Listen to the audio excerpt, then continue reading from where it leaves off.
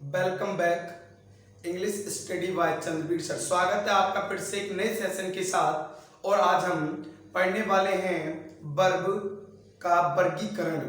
इससे पहले हमने एक वीडियो बनाई थी वर्ब पार्ट 1 और आज हम उसका पार्ट 2 यहाँ पर आपके लिए लेकर आए हैं। सीखेंगे कि जो वर्ब हैं उनका वर्गीकरण जो हुआ है वो कैसे हुआ है, किस बेस पर हुआ है। क्योंकि हमने बताया था वर्ब को दो पार्ट में डिवाइड किया था, एक ऑक्सिलरी वर्ब और एक ऑर्डिनरी वर्ब। तो आज पहले हम आपको ऑक्सिलरी वर्ब के बारे में बताएंगे। जो ऑक्सिलरी वर्ब है तो वो क्या है, तो देखिएगा ऑक्सिलरी वर्ब को भी दो पार्ट में डिवाइड किया गया था, प्राइमरी वर्ब और एक मॉडल वर्ब। जो हमारी ऑक्सिलरी वर्ब होती हैं वो भी दो प्रकार की होती है, उनमें से एक प्राइमरी वर्ब कहा जाता है उनको और एक को मॉडल वर्ब कहा जाता है। तो देखिएगा जो प्राइमरी वर्ब है वो हमारी तीन प्रकार की होती हैं। Number 1 verb to be, number 2 have और नंबर 3 डू।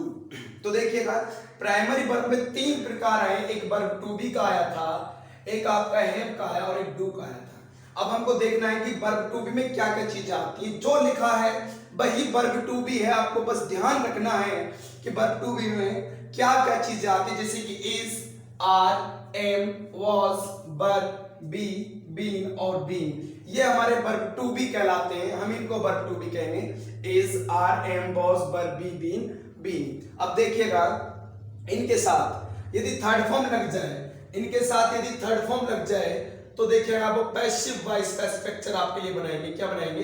पैसिव वॉइस का स्ट्रक्चर बनाएंगे। आप इसको एक रूल जो बहुत ही इंपॉर्टेंट था इंग्लिश सीखने के लिए, किसी भी कॉन्सेप्ट को क्लियर करने के लिए, वो ये था कि वर्ब टू बी के बाद यदि वर्ब की थर्ड फॉर्म लगी है और तो फिर वो जो स्ट्रक्चर होगा वो पैसिव वॉइस का स्ट्रक्चर होगा। अब आ जाइएगा हैव की भी तीन फॉर्म होती हैं, एक हैज होता है, एक हैव होता है और एक हैड होता है।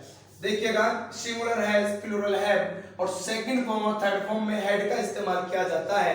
और ये तीनों ही अपने साथ वर्ब की हमेशा थर्ड फॉर्म लेकर आते हैं। इनके साथ एक रूल ये भी है, आप समझ जाएंगे।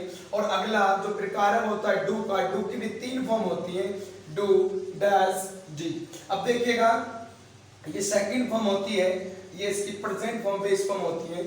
अब देखिएगा ये अपने साथ हमेशा V1 लेकर आती है, वर्ब की फर्स्ट फॉर्म यहाँ पर लेकर आती है। तो हमने अभी सीखा प्राइमरी वर्ब में तीन प्रकार की, वर्ब टू बी, हैव और डू। वर्ब टू बी में हमारे 8 आते हैं, is, am, are, was, were, be, been और बीन। इनके साथ यदि थर्ड फॉर्म लगा दी जाए तब वो स्ट्रक्चर पैसिव वॉइस का होगा। हैव की तीन फॉर्म हैज, हैव, हैड होती है, साथ अपने साथ वर्ब की थर्ड फॉर्म लेकर आते हैं। डू की तीन फॉर्म डू, डज, डिड और ये वर्ब की फर्स्ट फॉर्म लेकर आएंगे। नंबर 2 था मॉडल वर्ब्स। देखिए मॉडल वर्ब्स कौन सी होती है, बस आपको रट लेना है। Can, could, may, might, shall, should, would, will, would, must, need, dare, used to, ought to। देखेंगे फिर से मैं रिपीट कर, can, could, may, might, shall, should, will, would, must, need, dare, used to, ought to। ये सभी हमारी modal verbs हैं। और मॉडल वर्ब्स के लिए नीचे जो पॉइंट लिखे हैं उन पर जरा ध्यान दीजिएगा, बहुत ही इंपॉर्टेंट स्ट्रक्चर यहाँ पर है।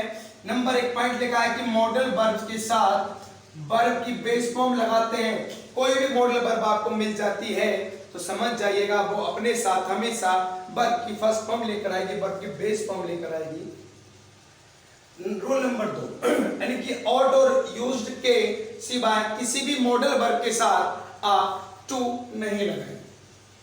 दिखाई दे रहा है आपको, यानी कि ऑट तथा यूज्ड को छोड़कर सभी के साथ आप टू ना लगाएं। इनके साथ आप टू लगा सकते हैं, दो के साथ यू, ऑट के और यूज के। अब तीसरा रूल था कि डेयर और नीड के साथ नॉट आने पर टू ना लगाएं। जब ये दो शब्द ऐसे हैं आ जाए तो इनके साथ इन्फिनिटिव, ये टू जो है इन्फिनिटिव टू है, इन्फिनिटिव का प्रयोग डेयर और नीड के बाद नहीं किया जाता है।